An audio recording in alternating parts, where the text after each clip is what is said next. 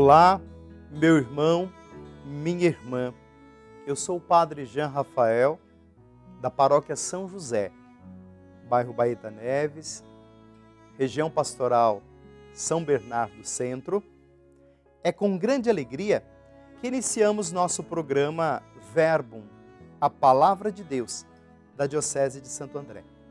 Programa transmitido na TV+, por podcast, rádios e mídias sociais de nossa Diocese de Santo André. Neste dia 6 de julho, quinta-feira, da 13ª semana do Tempo Comum. O Evangelho a ser refletido e meditado no dia de hoje é de São Mateus, capítulo 9, versículos de 1 a 8. Naquele tempo, Jesus entrou numa barca, atravessou para outra margem e chegou à sua cidade. Eis que levaram a ele um paralítico deitado na maca. Vendo a fé que eles tinham, Jesus disse ao paralítico: coragem, filho, seus pecados estão perdoados. Então alguns doutores da lei diziam consigo: ele blasfema. Conhecendo-lhes o pensamento, Jesus disse: por que vocês pensam coisas más em seus corações?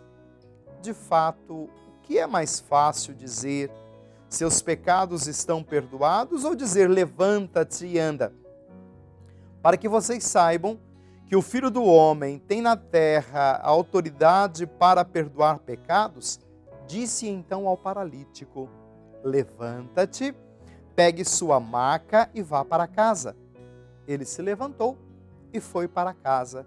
Vendo isso, as multidões ficaram com medo e glorificavam a Deus por ter dado às pessoas tão grande autoridade.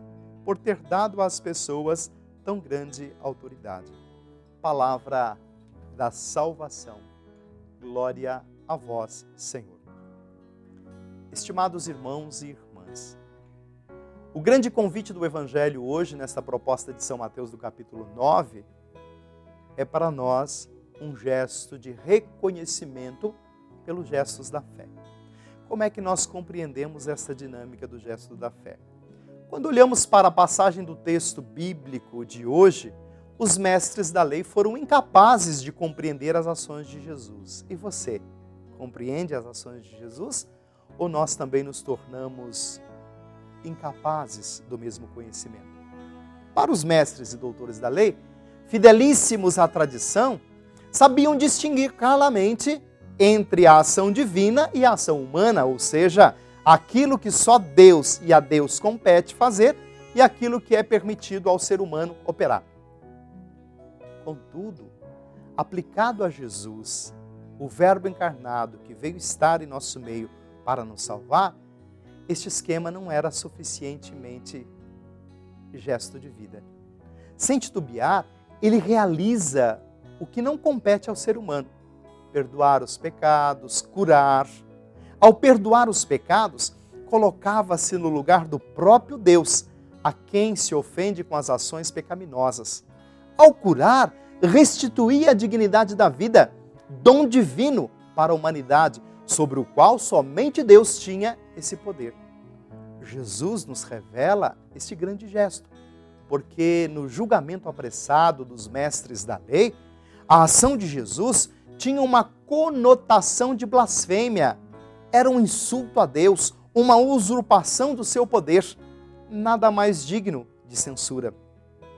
As multidões, talvez menos viciadas pelo rigorismo da tradição teológica, estavam mais abertas para compreender o que se pensava e se passava com Jesus. Quer dizer, por isso glorificavam a Deus, por ter dado à humanidade tal poder da restituição, do resgate, da dignidade, da libertação. Isso significava, de fato, reconhecer a divindade da ação de Jesus, embora sendo ele um ser humano, e mais, reconheciam que Deus não se tinha preso aos esquemas nos quais os mestres e doutores da lei queriam enquadrá-lo, apresentando nessa situação, nesse ciclo vicioso de distanciar a presença de Deus da natureza humana. Ele estava agindo de fato no seio da humanidade por meio de Jesus.